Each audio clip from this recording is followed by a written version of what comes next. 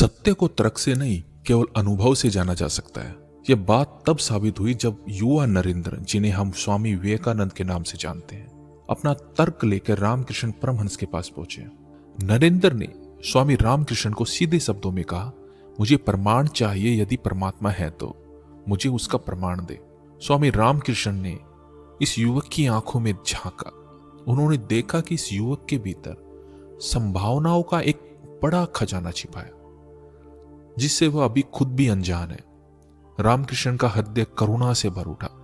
उन्होंने सोचा, अगर यह अद्भुत प्रतिभा कहीं बेकार के तर्कों या बहसों में दबकर रह गई तो बड़ा नुकसान होगा। उन्होंने एक छोटी सी युक्ति निकाली और कहा, नरेंद्र, छोड़ो प्रमाण वगैरह की बात बाद में सोच लेंगे। अभी मैं थोड़ा थक गया हूं और बूढ़ा हो गया हूं, मुझे पढ़ने में अड़चन होती है। तू अभी जवान है, तेरी आंखें तेज हैं, जरा यह किताब उठा और मुझे पढ़ के सुना दे। उस किताब का नाम था अष्टावक्र गीता।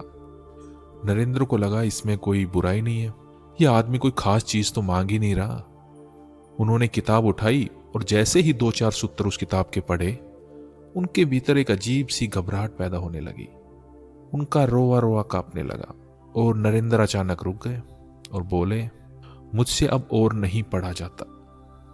रामकृष्ण बोले, अरे पढ़ भी, इसमें क्या हर्ज है, ये किताब तेरा क्या बिगाड़ लेगी? तू जवान है, तेरी आंखें तेज हैं और तुझे ये किताब सुनानी ही तो है और मुझे सुननी है, तो तू बस सुना दे।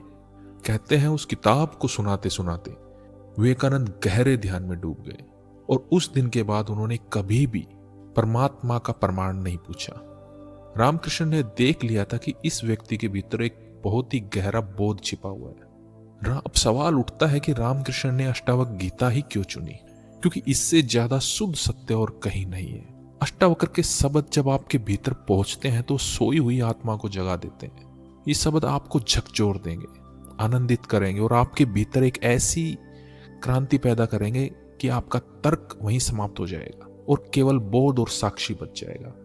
आपको ये संवाद कैसा लगा, कृपया कमेंट करके जरूर बताएं और आपका सुझाव हमारे लिए आदरणीय रहेगा। धन्यवाद।